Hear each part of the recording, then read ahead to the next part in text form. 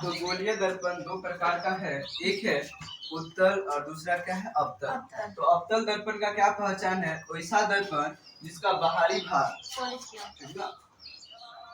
किसी का लिए बाहरी भाग, क्योंकि गोलीय दर्पण किसी न किसी गोला का पार्ट रहता है, तो उसका ये केंद्र है। क्या है ये अंदर वाला पार्ट होगा, ये इधर का क्या बाहर वाला पार्ट। अवतल दर्पण क्या होता है? जब बाहरी भाग में पॉलिश किया रहे और अंदर के भाग से प्रकाश का परावर्तन हो, तो उस दर्पण को क्या कहेंगे? अवतल। देखो अ के तरह लग रहा है, तो ये अवतल है। और लिखता है कि इससे इससे करके, ये उल्टा हो गया। तो जिसमें अंदर के भाग से परावर्तन और बाहरी भाग में पॉलिश किया है, उसको कहेंगे अवतल। फिर उत्तल जस्ट इसका उल्टा है, जिसमें अंदर के भाग में पॉलिश किया है और बाहरी भाग से क्या हो? प्रकाश का परावर्तन हो। अवतल उत्तल में और क्या विशेषता है? तो अवतल दर्पण अपने पे आने वाले सभी प्रकाश के किरणों को एक बिंदु पर एकत्रित कर देती है, इसलिए अवतल दर्पण को हम अभिसारी दर्पण भी कहते हैं। और उत्तल दर्पण क्या करता है? अपने पे आने वाले सभी समांतर प्रकाश के किरण को ये अलग अलग डायरेक्शन में मोड़ देता है। तो यहाँ क्या हो रहा है, हमें ज्ञात हो रहा है, ये किसी एक बिंदु से प्रकाश डाइवर्ज हो रहा है, तो इसको हम कहते हैं अपसारी दर्पण। अपसारी इसलिए कहे क्योंकि ये अपने पे पड़ने वाले सभी समांतर प्रकाश की किरण को अलग अलग डायरेक्शन में मोड़ दिया है। अपसारी ये अपने पे पड़ने वाले सभी पैटर्न जो किरण है, रे है, उसको एक बिंदु पे फोकस कर दिया, इसीलिए इसको कहते हैं अभिसारी दर्पण। अभी हम अवतल उत्तल में कुछ और बात जानेंगे।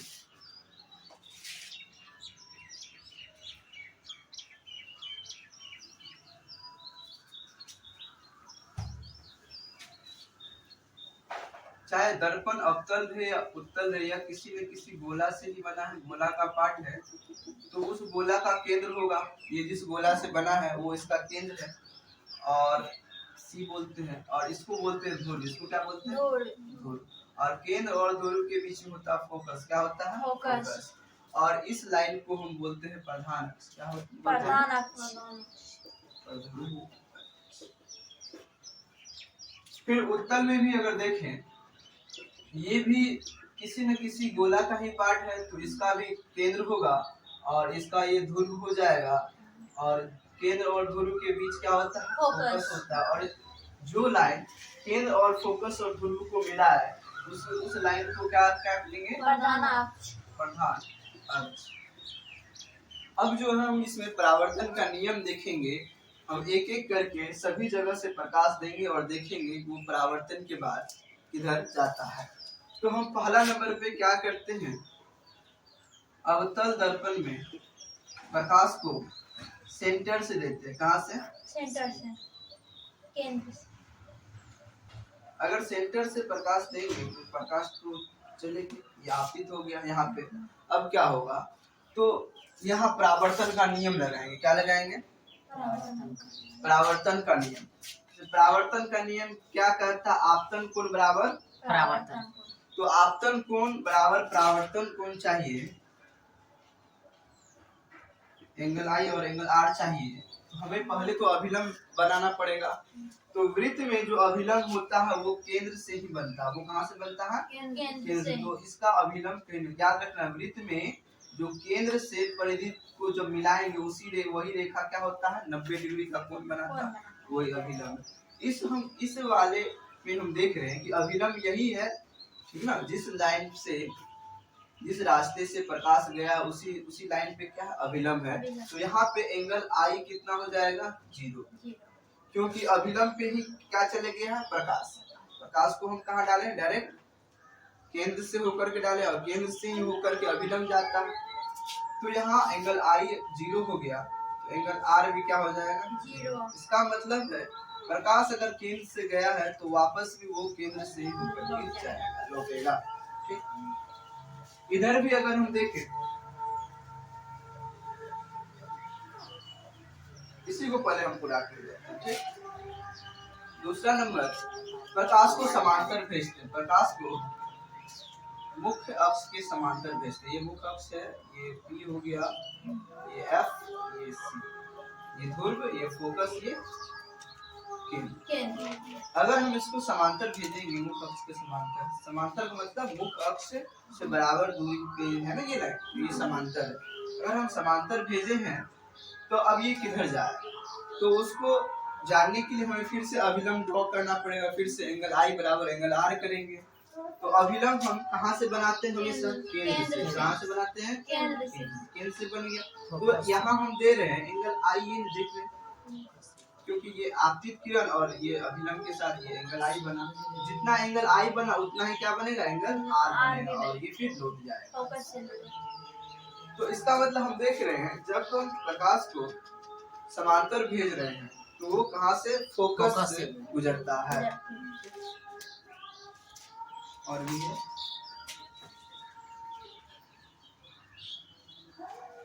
अब कहाँ से भेजेंगे? अब जो हम प्रकाश को फोकस पे ही भेजते हैं, कहाँ भेजते हैं? फोकस पे। ये हो गया ध्रुव, ये हो गया फोकस, ये हो गया सेंटर, ठीक है।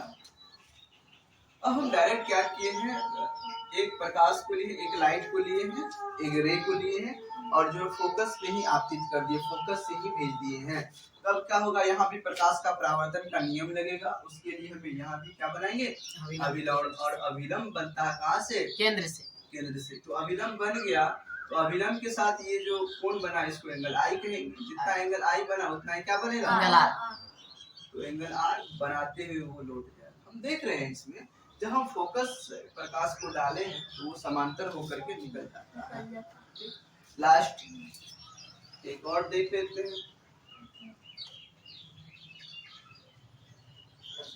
इस बार हम ध्रुव पे ही प्रकाश डालते हैं, ठीक। ये C हो गया, ये F हो गया, ध्रुव पे प्रकाश में तब क्या होगा, यहाँ भी हमको अभिलंब खींचना पड़ेगा। और अभिलंब क्या होगा? यही लाइन होगा, ठीक ना। तो जितना एंगल I उतना ही क्या हो जाए? एंगल R, और ये फिर प्रकाश। इस तरह से हम उसमें भी देख सकते हैं, हर एक पॉइंट से प्रकाश को भेजना है, और जो है परावर्तन का नियम लगाते हुए हम देख लेंगे किधर से प्रकाश भेजने पे किधर जाता है।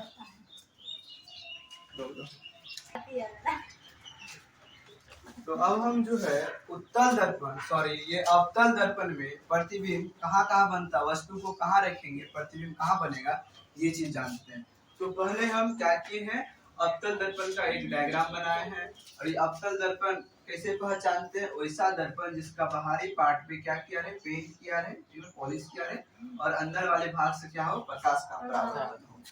तो इसको हम ध्रुव बोलते हैं, और इसको क्या बोलते हैं? केंद्र। और ध्रुव और केंद्र के बीच क्या होता है? फोकस। एक फॉर्मूला होता है F बराबर R/2। ये किसी और वीडियो में हम प्रूफ कर देंगे। तो फिलहाल हम देखते हैं, ये केंद्र से भी दूर अनंत पे हम एक वस्तु रखे हैं, ठीक ना। वस्तु का नंबर देते हैं, वस्तु A, ठीक ना, 1 नंबर, ठीक ना। ये वस्तु को हम अगर अनंत पे रखे हैं तो इसका प्रतिबिंब कहाँ बनेगा? तो देखो इसका प्रतिबिंब बनता है फोकस पे। कहाँ बनता है? फोकस पे। कहाँ बना? फोकस पे। अगर वस्तु अनंत पे रहे तो प्रतिबिंब कहाँ बनेगा? फोकस। देखो एक डैश यहाँ बना, एक डैश का मतलब है प्रतिबिंब। ये एक का मतलब ये वस्तु है, इसका प्रतिबिंब यहाँ बना। कैसा बना? अगर वस्तु अनंत पे है तो प्रतिबिंब फोकस पे बना, साइज में छोटा बना, उल्टा बना। क्या बना? उल्टा बना। और ये वास्तविक बना। क्या बना? वास्तविक। दर्पण के अंदर नहीं है, तो ये दर्पण के बाहर है, अंदर तो इधर है, दर्पण के बाहर बन रहा है, यानी पर्दे पे प्राप्त कर सकते हैं, ये वास्तविक है, ठीक। तो अनंत पे रहने पे वस्तु प्रतिबिंब बनता है फोकस पे, और छोटा, बहुत छोटा बनता है, और उल्टा बनता है, और वास्तविक बनता है। फिर हम इसी वस्तु को हम आगे लेकर के चलते हैं, फिर देखते हैं कहाँ बने। अब हम अनंत और केंद्र के बीच लाए हैं पोजीशन नंबर 2। दूसरा स्थिति में देखते हैं, तब जाकर के वस्तु कहाँ बनता। तो वस्तु फोकस, ये फोकस है, फोकस और केंद्र के बीच बनता, फोकस और केंद्र के बीच बना है। और कैसा बना है बता? उल्टा बना। कैसा बना है? छोटा बना है कि बड़ा बना? देखो वस्तु से छोटा है, वस्तु से छोटा, और वास्तविक है कि काल्पनिक है? वास्तविक, क्योंकि दर्पण के सामने है, इसको पर्दे पे प्राप्त कर सकते हैं।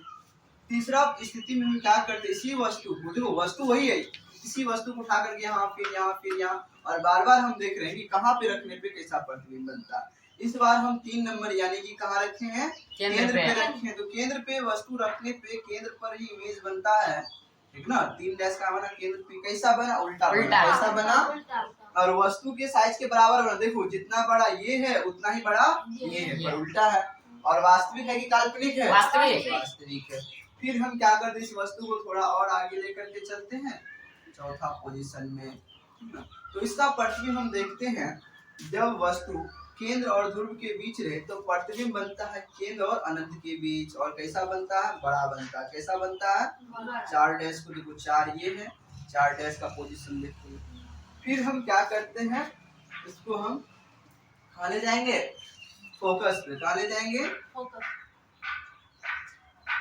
पांचवा पोजीशन फोकस पे ले गए। जिससे वस्तु को हम फोकस पे ले गए, इसका प्रतिबिंब कहाँ बना, अनंत पे बना। कहाँ बना, अनंत।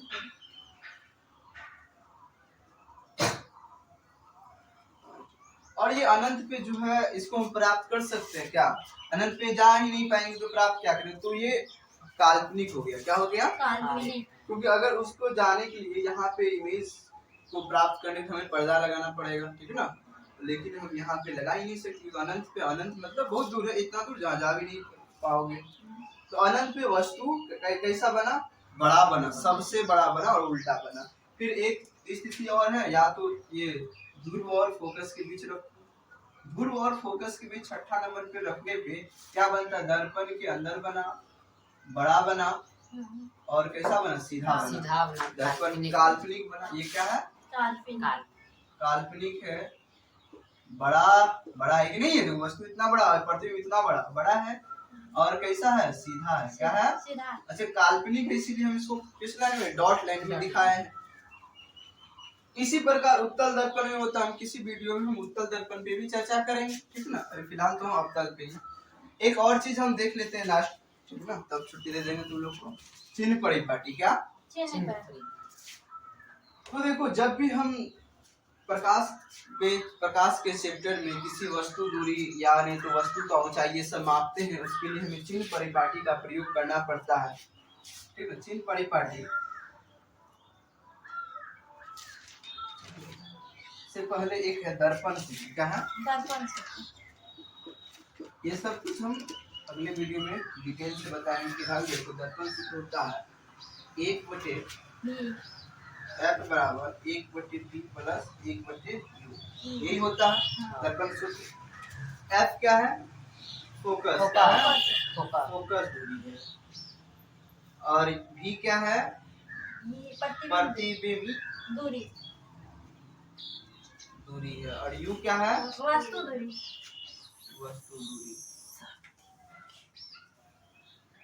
हम जब भी वस्तु दूरी, फोकस दूरी या प्रतिबिंब दूरी का यूज करेंगे तो हमें चिन्ह परिपाटी का प्रयोग करना पड़ेगा। किसका, चिन्ह परिपाटी। तो चिन्ह परिपाटी कहता है, बस सिंपल सा बात है, आपतित की दिशा में क्या होगा, प्लस होगा। और दूसरा याद रखेंगे, आपतित का जब उल्टा चलेंगे, अभी समझाते हैं तो उल्टा क्या हो जाएगा, माइनस। फिर तीसरा है मुख्य अक्ष से ऊपर प्लस और मुख्य अक्ष से नीचे क्या हो जाएगा, माइनस। और सभी दूरी को हम कहाँ से मापते हैं, पोल से, ध्रुव से। सभी दूरी ध्रुव से मापते हैं। इसको समझने के लिए हम थोड़ा सा,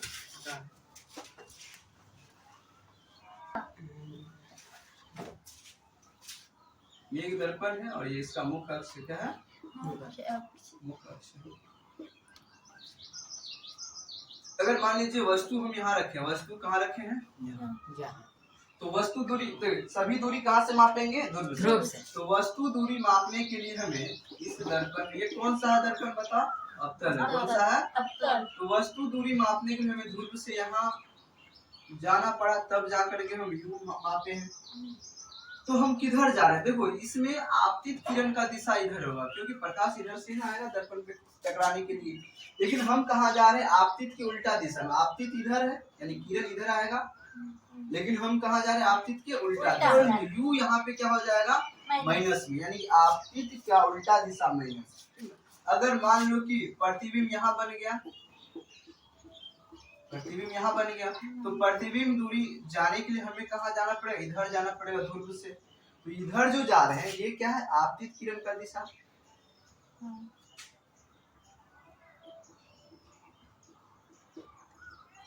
और हम आपतित किरण की दिशा में ही अगर जा रहे हैं तो क्या लेंगे? प्लस। अगर आपतित के उल्टा में जा रहे हैं तो क्या लेंगे? माइनस लेंगे। फिर है अगर वस्तु का ऊंचाई मापने के लिए हमें मान लो कि वस्तु यहाँ रखा, प्रधान अक्ष पे रखा ऊपर, तो अगर हम इसके ऊपर ऊंचाई मापेंगे तो क्या होगा? प्लस ना।